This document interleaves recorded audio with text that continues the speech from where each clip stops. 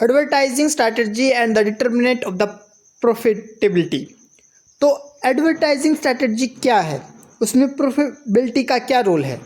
तो advertising strategy an advertising strategy have companies use ad to promote their product and influence customers. मतलब ad का क्या काम होता है, ऐड का काम होता है कि अपने जो प्रोडक्ट है उसको प्रमोट करना और कस्टमर है उनको इन्फ्लुएंस करना। ऐड का काम ये होता है। ये एक प्रकार की लॉन्ग टर्म इन्वेस्टमेंट होती है जो बिजनेस को ग्रो करने में अहम योगदान देती है। गुडविल क्रिएशन, मतलब ये क्या है, गुडविल का मतलब होता है साख, और तो ये मार्केट में एक कंपनी की साख पैदा करता है। तो ये क्या करता है, ये जो ब्रांड है जो कंपनी ने बिल्ड किया है, बनाया है, उसकी जागरूकता कस्टमर के बीच बनाई जाती है और अपनी ब्रांड की लॉयल्टी बनाई जाती है ताकि कस्टमर उनके माल को बार बार खरीदे। जैसे कि अगर आप एग्जांपल के तौर पर आप सुनते हो सॉफ्ट ड्रिंक के बारे में, तो प्रोबेबली आप सोचते हो कोको कोला के बारे में ही।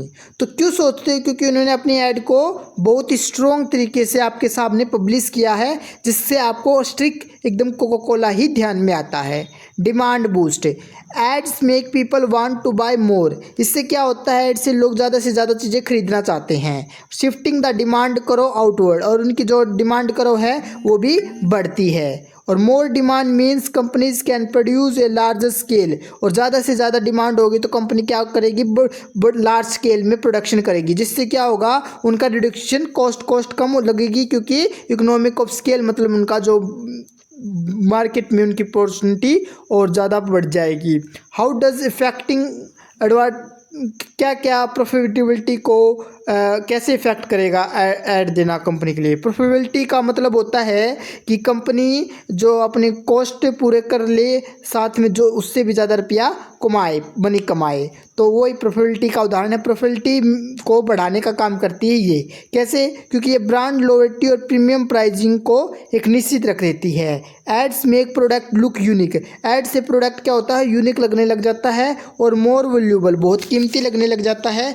जैसे कि एप्पल और आईफोन, इनकी डिमांड क्यों बढ़ रही है, क्योंकि इन्होंने अपने एड्स अपने को इस तरह से पब्लिश किया है ताकि लोगों को ये बहुत ही यूनिक और बहुत ही मोर वैल्यूएबल लगे।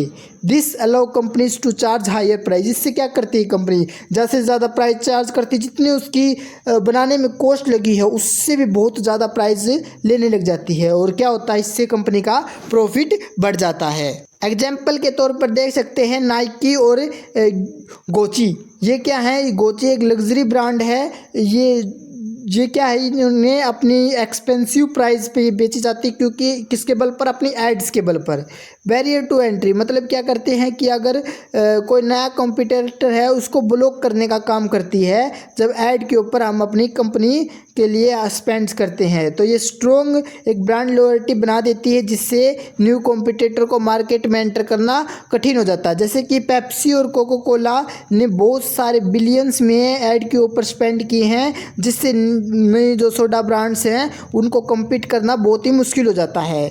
तो इकोनॉमिक्स ऑफ स्केल में भी मदद करती है, लोवेस्ट कॉस्ट हो जाती है और हायर प्रॉफिट मिलता है।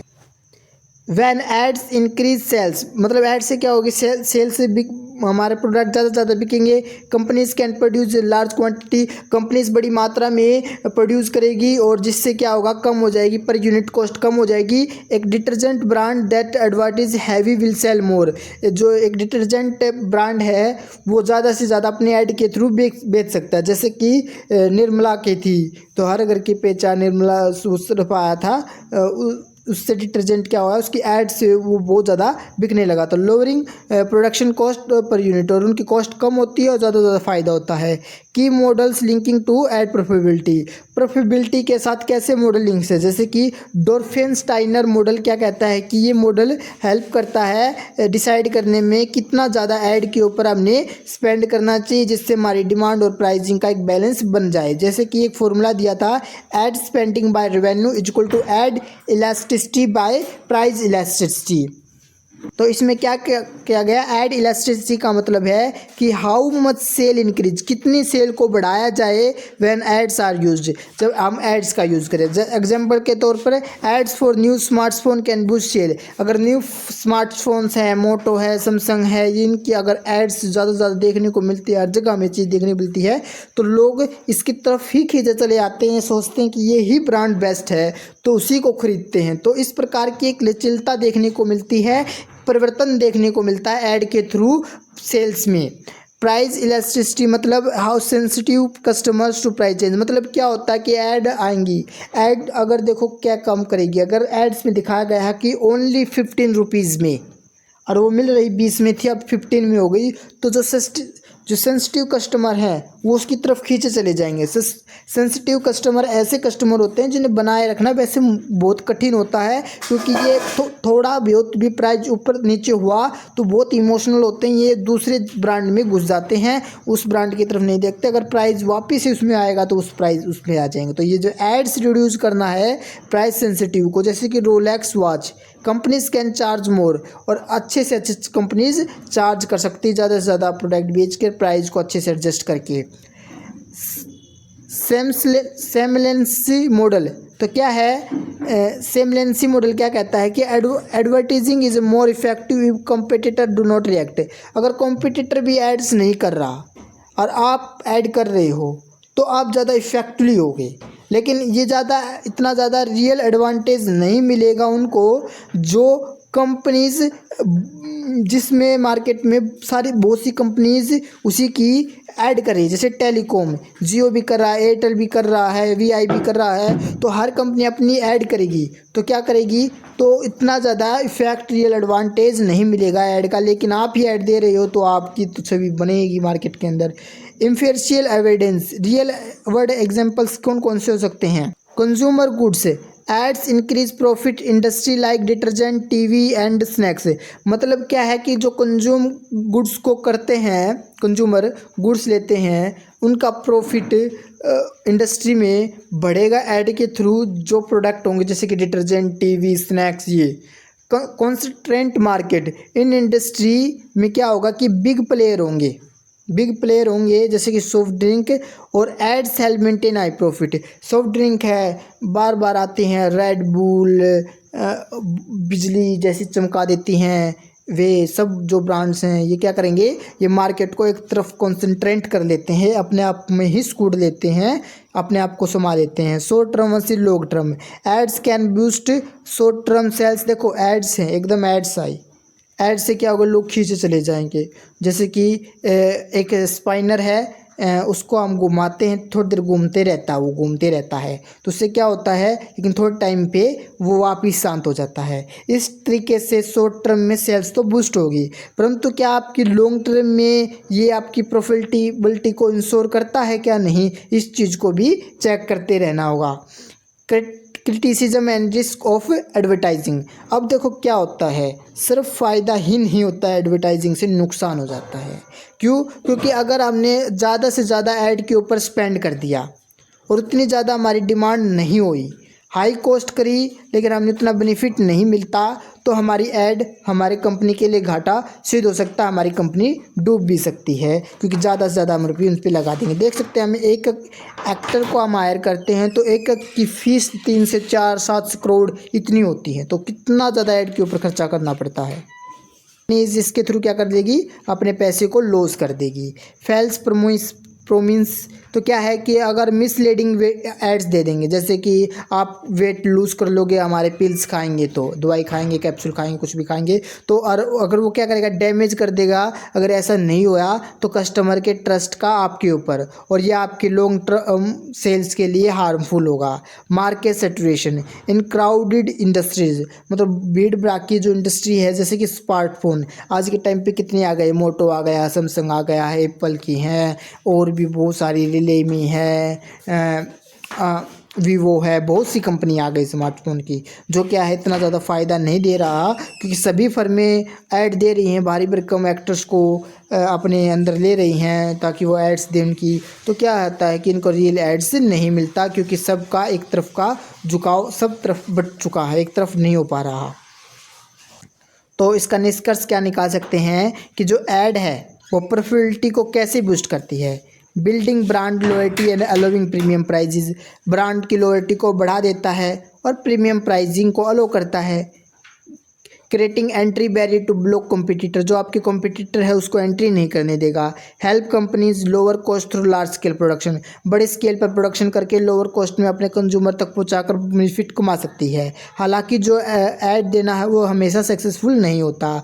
It work best in oligopoly market, ये जो ओलिगोपोली मार्केट है जहाँ पर फ्यू कॉम्पिटिटर हैं वहाँ पर बहुत बढ़िया रहता है ऐड देना। अगर सभी फर्में ऐड देंगी तो बेनिफिट कैंसिल आउट हो जाएगा। मिसलीडिंग ऐड जो है वो कस्टमर के ट्रस्ट को ख़त्म कर देती है। एग्जाम्पल के तौर पर अगर फोकस करते हो आप एड्स के एड्स को बढ़ाना, तो इससे क्या होगा कि प्राइस सेंसिटिविटी कम हो सकती है एंड जो इंटरेक्ट है मार्केट स्ट्रक्चर का वो प्रॉफिट से निकल सकता है, बाहर हो सकता है। तो इस चीज़ को पूरा ध्यान रखकर हमें अपनी एड्स को स्ट्रैटेजी पूरी नीति तरीके से हमने अपनी ब्रांड की ऐड देनी चाहिए। क्या हमें अपनी एड्स देनी भी चाहिए या नहीं देनी चाहिए, इस चीज़ का भी ध्यान रखना चाहिए क्योंकि इसमें बहुत ज़्यादा मनी लगता है। अब पढ़ेंगे हम कि प्रॉफिटेबिलिटी का क्या कंसेप्ट है और प्रॉफिटेबिलिटी को कैसे डिटरमिनेट कर सकते हैं। तो प्रॉफिटेबिलिटी का मतलब क्या होता है कि जो कोई भी बिजनेस है वो प्रॉफिट कमाती है प्रॉफिट कमाती है तो उसे प्रॉफिटेबिलिटी कहा गया। मतलब क्या है, इसका मतलब ये हुआ कि उसकी जो रेवेन्यू है, टोटल इनकम है और उसका जो टोटल एक्सपेंस है उसमें जो हायर मिल रहा है, उसे इनकम ज़्यादा मिल रही है तो कॉस्ट की तुलना में, तो उसका मतलब वो प्रॉफिट कमा रही है। तो प्रॉफिटेबिलिटी को कैसे मेजर किया जा सकता है? प्रॉफिटेबिलिटी को हम इन्वेस्टमेंट के परसेंटेज के तौर पर देख सकते हैं। अगर हमने अपने बिजनेस के अंदर इन्वेस्ट किया है और बिजनेस इन्वेस्ट किया है और अगर हमें जितना इन्वेस्ट किया है उसके प्रपोर्शन में, उसके इन्वेस्टमेंट के परसेंटेज में अगर हमें ज़्यादा रिटर्न मिल रहा है तो ये प्रॉफिटेबिलिटी को दिखाएगा। प्राइस कॉस्ट मार्जिन मतलब क्या है, जैसे कि खुदरा व्यापारी हैं तो वो क्या करते हैं, माल को लेकर आते हैं, थोड़ा बहुत मार्जिन पे रखकर उसको बेच देते तो उनको कुछ प्रॉफिट मिल जाता है। तो अगर जो प्राइस है जहाँ पर बिजनेस क्या करेंगे, सेल करेंगे प्रोडक्ट को higher than the cost of making it, अगर उसको बनाने में जितना कॉस्ट लगा है उससे ज़्यादा में वो बेचते हैं इंडस्ट्रीज़, तो क्या करेंगे, उन्हें प्रॉफिट मिलेगा। अब बात करेंगे कौन कौन से फैक्टर हैं जो प्रॉफिटेबिलिटी को इफ़ेक्ट करते हैं। Market structure, how many competitor are in the market and how, कितने मार्केट में कॉम्पिटिटर हैं उसको उसमें देखा जाता है। अगर मार्केट स्ट्रक्चर में परफेक्ट कंपटीशन में मतलब क्या होता है, बहुत सारे कॉम्पिटिटर में है, मोनोपोलिस्टिक में एक ही है वो खुद, ओलिगोपोली में 2-3 है, और हम देख सकते हैं कि इस तरीके से अलग अलग मार्केट स्ट्रक्चर देखने को मिलता है जो हमारी प्रॉफिटेबिलिटी को निश्चित करता है। तो ये बिजनेस कैसे ऑपरेट कर रहा है इफेक्टिवली, इस चीज़ को भी देखा जाता है। बिजनेस की strategy, marketing, research, product quality, innovation, influence, ये सब चीज़ें, कैसी उसकी मार्केटिंग है, कैसे वो रिसर्च करता है कि उसकी प्रोडक्ट की क्वालिटी कैसी है, वो उसका इनोवेशन कैसा है, ये सब चीज़ें प्रॉफिटेबिलिटी को इफ़ेक्ट करते हैं। एक्सटर्नल फैक्टर जैसे कि कॉस्ट ऑफ प्रोडक्शन करने में कॉस्ट कितना लगता है, मार्केट में डिमांड कितनी है, गवर्नमेंट की पॉलिसीज़ हैं वो कैसी हैं, रिलैक्स हैं या नहीं है। पहले क्या देखने को मिलता था, हमें बहुत ज़्यादा स्ट्रिक्ट देखने को मिलती थी, इतना आसानी से कोई अपना बिजनेस नहीं खोल सकता था। लेकिन आज के टाइम में 1991 के लिबरलाइजेशन, प्राइवेटाइजेशन, ग्लोबलाइजेशन के साथ इसमें आसानी हुई है। ये सब चीज़ें प्रॉफिटेबिलिटी को इम्पैक्ट कर रहे हैं। तो वी कैन कंक्लूड, हम निष्कर्ष निकाल सकते हैं कि इसके सर्वल फैक्टर देखने को मिलते हैं जो प्रॉफिटेबिलिटी को इन्फ्लुएंस करते हैं और जो ब्रॉडली हम कैटेगराइज कर सकते हैं इंटरनल और एक्सटर्नल डिटर्मिनेंट के अंदर। कैसे, जैसे कि इंटरनल डिटर्मिनेंट का मतलब है कंपनी के अंदर चलने वाली चीज़ें, एक्सटर्नल डिटर्मिनेंट का मतलब, प्रॉफिटेबिलिटी का मतलब है कंपनी से बाहर चलने वाली स्थिति। ये जो कंपनी के अंडर में होती हैं लेकिन ये कंपनी के अंडर में इतनी ज़्यादा नहीं होती, ये बाहर स्थिति अपने ऊपर रखती हैं। जैसे कि कंपनी का कॉस्ट स्ट्रक्चर कैसा है, कॉस्ट ठीक है देखने की मिलती है, कॉस्ट स्ट्रक्चर कैसा है। अगर वो कॉस्ट में अपना बेनिफिट कमा रही है, वो कम कॉस्ट में प्रोडक्शन कर रही है तो उससे प्रॉफिट होगा। रिवेन्यू जनरेशन, अगर देख सकते हैं कि एप्पल जैसी कंपनीज़ हैं वो किस तरीके से प्रॉफिट को कमा रही हैं, उसमें ज़्यादा रिवेन्यू मिल रहा है, जितना वो प्रोडक्ट बना रही है उससे ज़्यादा रिवेन्यू को जनरेट कर रही है। इफ़िशियंसी इन ऑपरेशन, तो कैसा ऑपरेशन चला रही हैं, काम कर रही हैं, मशीनें काम कर रही हैं, सब कुछ ऑपरेट अच्छी तरीके से कर रहा है तो उनको प्रॉफिट होगा। या जो काम में जो मैनेज अच्छी तरीके से नहीं हो रहा है और वहाँ पर लोग एलिगनेस रहते हैं, एक अलगाव महसूस करते हैं, तो क्या करेंगे, कंपनी इतना फ़ायदा नहीं कर पाएगी। Market structure, management and organisational structure, मतलब मैनेजर है उसने किस तरीके से कंपनी को पूरा मैनेज किया हुआ, कैसे पूरी तरीके से संगठित एक साथ स्ट्रक्चर काम कर रहा है, तो ये सब चीज़ें भी देखने को मिलती है। और उस कंपनी का मोटिव क्या है, क्या वो सिर्फ एक सस्टेनेबल तक ही चैन बनाना चाहती है कि वो इतना कमा ले जितना उसके लिए सेटिस्फाई हो, या वो आगे भी काम करना चाहती है, अपने फर्म को ऊंचाइयों तक ले जाना चाहती है। ये मोटिव भी उसकी प्रोबेबिलिटी को निर्धारित करता है। एक्सटर्नल डिटर्मिनेंट क्या है कि मार्केट स्ट्रक्चर एंड कंपटीशन, मतलब क्या है कि मार्केट स्ट्रक्चर और कंपटीशन कैसा है, वो परफेक्ट कंपटीशन है, मोनोपोली कंपटीशन है, या देख सकते हैं मोनोपोलिस्टिक कंपटीशन देखने को मिलता है, या ओलिगोपोली है।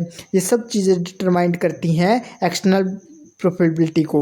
इकोनॉमिक इन्वायरमेंट, क्या वो इन्वायरमेंट अच्छा है, फ्रेंडली है, मार्केट के हिसाब से है, इकोनॉमिक के हिसाब से काम कर रहा है या नहीं, या उसमें स्ट्रिक्टता देखने को मिलती है, सख्ती बरती जाती है या नहीं, ये सब चीज़ें उसकी प्रॉफिटेबिलिटी को निर्धारित करती है। इंडस्ट्रियल कैरेक्टरिस्टिक्स, मतलब इंडस्ट्री की क्या विशेषता है उसकी, क्या वो इंडस्ट्री का मार्केट शेयर बहुत ज़्यादा है या मार्केट शेयर कम है, मार्केट कंसंट्रेशन में चलता है या मार्केट कंसंट्रेशन से बाहर में है, तो ये सब चीज़ें इंडस्ट्री कैरेक्टरिस्टिक्स उसको फोकस करती है। सप्लाईज एंड इनपुट कॉस्ट, मतलब उसकी सप्लाईज कैसी है, इनपुट कॉस्ट कैसी है, वो जो चीज़ें ला रहा है वो चीज़ें सही हैं, या जो जहाँ से सप्लाई हो रही हैं चीज़ों की वो सही ट्रांसपोर्टेशन कॉस्ट उसकी मिनिमम है या नहीं।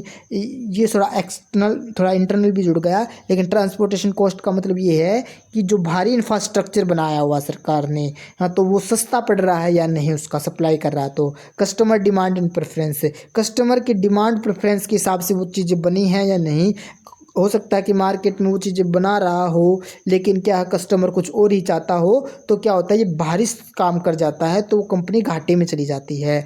तो ये हमें प्रॉफिट चाहिए ही क्यों है, ये प्रॉफिट करना ही क्यों है कंपनीज़ को, तो इसके बारे में पढ़ेंगे अब।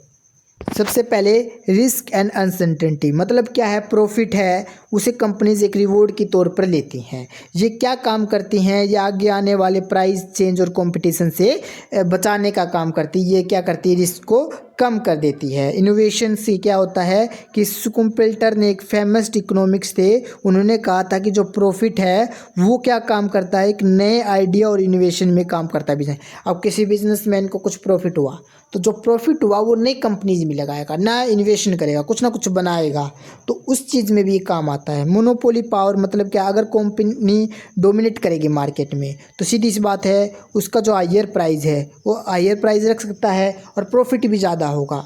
तो अब प्रॉफिट कैलकुलेशन में क्या इशू देखने को मिलते हैं, आपको दे दिया जाए कि आपको 15-20 कंपनी इस मार्केट के अंदर, तो उसका प्रॉफिट आपने चेक करना, तो क्या करोगे आप, देखो क्या करोगे कि इंटरेस्ट ऑन लोन, क्या इशू आएंगे आपके सामने, इशू आएंगे कि अगर किसी कंपनी ने इंटरेस्ट ज़्यादा दे रही है उस लोन के ऊपर, मतलब क्या है कि लोन ले रखा है, अब क्या है हर किसी के पास तो इतनी सेविंग नहीं होती, अपनी इम्प्लिसिट इनकम नहीं होती, तो क्या होती है उससे वो इंटरेस्ट जो लोन के ऊपर है उसके चुकाने पर उसका प्रॉफिट का आधा से ज़्यादा हिस्सा उसमें चला जाता है, तो उसका प्रॉफिट कम हो जाता है। और एक इंडस्ट्री बिल्कुल फिक्स है, अब उसके बाबा दादा उनसे ज़मीन मिली हुई है, उन्हीं की वहाँ से इंडस्ट्री स्थापित की हुई है, तो वहाँ से क्या होगा, उसको इतना ज़्यादा कॉस्ट नहीं उठाना पड़ेगा, उसका लोन देना नहीं पड़ेगा, उसका प्रॉफिट चाहे उस इंडस्ट्री से कम हो लेकिन उसका प्रॉफिट ज़्यादा देखने को मिलेगा। तो ये चीज़ इसमें संकट देखने को मिल सकता है कि company deduct interest payment before calculating profit. क्या है, क्या करती है कि कंपनी अपनी जो पेमेंट प्रॉफिट हो रहा में से डिटेक्ट कर लेती है पहले से ही कैलकुलेट करने के लिए प्रॉफिट को। तो ये क्या कर सकता है कि अगर हम कंपैरिजन करेंगे कंपनीज़ को बीच में तो ये मुश्किल ला देगा हमें कि हम कैसे निर्धारित करें कि किसका प्रॉफिट ज़्यादा हो रहा है, किस कंपनी का प्रॉफिट ज़्यादा देखने को मिलता है। डिप्रेशन से मतलब क्या है कि आप कोई कंपनी कोई मशीन है लाई, तो उस मशीन का टाइम क्या है, टाइम के अनुसार उसका वैल्यू रिडक्शन हो जाएगा उस एसेट का टाइम के साथ। तो क्या होगा, उसका रिडक्शन कम हो जाएगा। तो अलग अलग कंपनी क्या करती है, अलग अलग मेथड डिफरेंट मेथड अपनाती है उसका डिप्रेशन कैलकुलेट करने के लिए। और अलग अलग कंपनी अलग अलग मेथड अपनाती है, कोई अपना डिप्रेशिएशन कम रख लेती है, कोई ज़्यादा रख लेती है। तो वो कॉस्ट डिप्रिसिएशन कॉस्ट अलग अलग रखने से प्रॉफिट की मात्रा में भी अलग अलग देखने को मिलता है। ये क्या करता है, डिफ़िकल्टी क्रिएट कर देता है कि कैसे प्रॉफिट चेक किया जाए, किसका प्रॉफिट ज़्यादा है किसका कम। तो ट्रीटमेंट ऑफ एडवर्टाइजिंग कॉस्ट मतलब क्या है कि जो उसकी ने ऐड दी है, गुडविल उसकी छवि बनी है, उसका साख बना है मार्केट के अंदर, परंतु ये हम कैसे निर्धारित करेंगे कि ये एक शॉर्ट टर्म का एक्सपेंस है, खर्चा में जोड़ेंगे या लॉन्ग टर्म के इन्वेस्टमेंट में जोड़ेंगे, ये भी संकट खड़ा हो जाता है। तो हम किस चीज़ में ये जोड़ेंगे, तो ये इशू देखने को मिलती है। तो प्रॉफिट को कैसे कैलकुलेट किया जाता है, तो प्रॉफिट को कैलकुलेट करने के लिए हम करते हैं रेवेन्यू और कॉस्ट का डिफरेंस। कॉस्ट क्या है, इसमें डायरेक्ट कॉस्ट होती है। डायरेक्ट कॉस्ट कौन सी, जो वेजेस और मटेरियल पर लगती है। इनडायरेक्ट कॉस्ट होती है इसमें डिप्रेशन इंटरेस्ट और रिस्क के ऊपर लगाई गई कॉस्ट इसमें जोड़ी जाती हैं। और जो इम्प्लिसिट इनकम को की कॉस्ट को भी इसमें जोड़ दिया जाता है। मतलब आपके पास पहले से कुछ एसेट थी, ये सेविंग आपने जोड़ रखी थी, तो उसको भी क्या करती है कंपनी पहले से ही अच्छी तरीके से आगे बायस ना आए, कोई संकट ना आए, उससे बचने के लिए इस इम्प्लिसिट इनकम की कॉस्ट को भी उसके अंदर जोड़ लेती है, ताकि बिल्कुल अच्छे तरीके से वो अपनी प्रॉफिटेबिलिटी को डिटरमाइट कर सके। अब देख सकते हैं कि प्रॉफिटेबिलिटी को मेज़र करने के लिए लॉन्ग टर्म प्रॉफिटेबिलिटी होती है और शॉर्ट टर्म प्रॉफिटेबिलिटी होती है। किसके ऊपर दिया गया है, जो लॉन्ग टर्म प्रॉफिटेबिलिटी होती है उसे रिटर्न ऑन कैपिटल कहा जाता है। और जो शॉर्ट टर्म में प्रॉफिटेबिलिटी को चेक करने के लिए हम प्राइस कॉस्ट मार्जिन को देखते हैं। अब देख सकते हैं लॉन्ग टर्म में प्रॉफिटेबिलिटी को चेक करने के लिए हमारे पास के मतलब जो एसेट है, जो एसेट के अनुपात में रेवेन्यू और डायरेक्ट कॉस्ट का जो अंतर देखने को मिलता है वो ग्रॉस प्रॉफिट को दिखाता है और नेट प्रॉफिट को दिखाता है। एसेट के कंपैरिजन में रेवेन्यू और टोटल कॉस्ट के डिफरेंस का जो हमारे पास अनुपात जो हमारे पास बनता है उसे नेट प्रॉफिट के अंतर्गत रखते हैं। और प्राइस कॉस्ट में हम क्या करते हैं, शॉर्ट टर्म के लिए इसमें हम रखते हैं जो हमारे पास टोटल रेवेन्यू है उसमें से जितना रेवेन्यू प्राप्त हुआ है और डायरेक्ट कॉस्ट का जो अंतर आता है उसका जो मार्जिन है वो हमारा शॉर्ट टर्म प्रॉफिट के अंतर्गत ग्रॉस प्रॉफिट कहलाएगा। और जो रेवेन्यू टोटल रेवेन्यू में से जो टोटल कॉस्ट के अंदर का जो डिफरेंस देखने को मिलता है वो net profit short term profitability net profit कहलाएगा। तो इसमें हमें क्या चैलेंज देखने को मिलते हैं इसके, तो डिफरेंट फर्म यूज करती है अलग अलग मेथड अपने एसेट की वैल्यू को अकाउंट करने के लिए। उसमें डिप्रेशन कैपिटल कॉस्ट जो क्या करती हैं ये अलग अलग कंपनीज़ की अलग अलग होती है, जो एक रिलायबल कैलकुलेट हमने करने के लिए लीडिंग टू इनकंसिस्टेंसी होती है, हम इसको जारी नहीं रख सकते, इसकी ये समस्या आती है। कुछ कंपनीज फोकस करती है शॉर्ट टर्म प्रॉफिट के ऊपर, वो मार्जिन के ऊपर ज़्यादा ध्यान देती है, जबकि कुछ कंपनी अपनी लॉन्ग टर्म रिटर्न के ऊपर ज़्यादा फोकस करती है। प्रॉफिटेबिलिटी का रेशो कंपेयर किया जाता है इंडस्ट्री स्टैंडर्ड बेटर एक्यूरेसी, कि इंडस्ट्री स्टैंडर्ड के हिसाब से उसकी एक्यूरेसी कितनी है उस कंपनी की, तो इस चीज़ को चेक किया जाता है। तो मार्केट कंडीशन के हिसाब से प्रॉफिटेबिलिटी की क्या थ्योरीज हैं, बहुत से इकोनॉमिक्स ने इसको 4 मेजर कंडीशन में प्रॉफिटेबिलिटी को बताया है। तो लो स्केल मतलब जो कंपनीज कम स्केल पर प्रोडक्शन करती है उसका लो कंसंट्रेशन, उस कंपनी का उस मार्केट पे कम फोकस है, और लो प्रोडक्ट डिफरेंशिएशन, उसका कंपनी का प्रोडक्ट भी इतना यूनिक नहीं है। तो सिंपल सी बात है, प्रोडक्ट यूनिक नहीं है, इतना कम स्केल पर है। जहाँ जहाँ पर जैसे कि वेंडर देखने को मिलते हैं हमें पानी के पतासे, जैसे कि हम बात करते हैं, वो अलग अलग वेंडर्स वहाँ पर बहुत सारे लगे हुए हैं। तो वो क्या करते हैं, सेम क्वांटिटी में आपको 10 के 3 पानी पतासे देते हैं। तो क्या करेंगे, वहाँ पर परफेक्ट कंपटीशन है, वहाँ पर हर छोटी छोटी फर्में अपने ही सामान जो सेम है उसको बेचने का काम कर रही है। तो क्या है, product since no firm has market power, उसके पास क्या होती है, इसके पास कोई मार्केट पावर नहीं होती, और प्रॉफिटेबिलिटी क्या होती है, बहुत ही कम और जीरो होती है। लो स्केल, मार्केट कम स्केल पे है, लो कंसंट्रेशन, उसका मार्केट पे फोकस भी कम है, लेकिन उसका प्रोडक्ट अलग है, उसका प्रोडक्ट अलग है, कम स्केल पर है लेकिन उसने प्रोडक्ट अपना अलग बनाया हुआ है। तो ये मोनोपोलिस्टिक कंपटीशन के अंतर्गत आएगा। मतलब क्या है कि प्रोडक्ट अलग बनाया हुआ है इसका, जैसे कि low scale low concentration. Monopolistic competition कैसे कहेंगे, साबुन की इंडस्ट्री, या हम कहेंगे तो जो शैम्पू है, साबुन है, इनकी क्या है, जैसे लैक्स है, मतलब है सब साबुन ही, लेकिन ब्रांड अलग है, उसमें मटेरियल अलग मिला हुआ है, इसलिए प्रोडक्ट तो डिफरेंट है, लेकिन इनका स्केल भी थोड़ा थोड़ा है कि इतना बड़ा नहीं, मार्केट के ऊपर इतना ज़्यादा इनका इतना फोकस नहीं है। अगर कुछ कंपनी ज़्यादा बेनिफिट करने लगेगी तो क्या करेगी, वो गिर भी सकता है। तो small firm sell slightly different product, उनका थोड़ा अलग है। तो फर्म कैन मेक प्रॉफिट कमा सकती है सिर्फ शॉर्ट टर्म के अंदर, क्योंकि लॉन्ग टर्म में हो सकता है कि वो कंपटीशन में दूसरी कंपनीज भी उसको और अच्छे से कॉपी करके बना ले। तो ब्रांड पावर और प्रोडक्ट यूनिकनेस के हिसाब से ये काम कर रही है। हाई स्किल हाई कॉन्सेंट्रेशन लो प्रोडक्ट डिफरेंस, मतलब बड़े स्केल पर कर रहा है तो मतलब कॉस्ट तो कम आएगी। हाई कॉन्सेंट्रेशन है तो इसका मतलब क्या है, फोकस तो है, फोकस है इसका मार्केट के ऊपर, ज़्यादा इसका मार्केट पावर देखने को मिलती है। लो प्रोडक्ट डिफरेंसेस है, मतलब प्रोडक्ट लेकिन अलग नहीं है, प्रोडक्ट में कमी है। तो मतलब क्या है, प्रोडक्ट तो सेम है, जैसे कि जियो है, एयरटेल है, वीआई है, तो सब सेम है, लेकिन इनकी मार्केट में कुछ ही फर्म है, लेकिन बड़े स्तर पर भी हैं, तो इनको प्रॉफिट भी ज़्यादा हो रहा है, और साथ में क्या हो रहा है, इनको प्रॉफिट भी, क्योंकि फ्यू लार्ज फर्म है, ये कंट्रोल कर सकती है आइडेंटिकल प्रोडक्ट के ऊपर, तो ये प्राइस हाई कर सकती है या गठबंधन कर सकती है, एक दूसरे के साथ जुड़ सकती है। जैसे कि आइडिया और वीआई जुड़ गई, वीआई हो गई सिम, तो वोडाफोन की और आइडिया की जुड़ गई तो वीआई सिम बन गई। तो इस प्रकार कोलिजन भी कर सकती है, और ये हाई प्रॉफिटेबिलिटी को लीड करती है।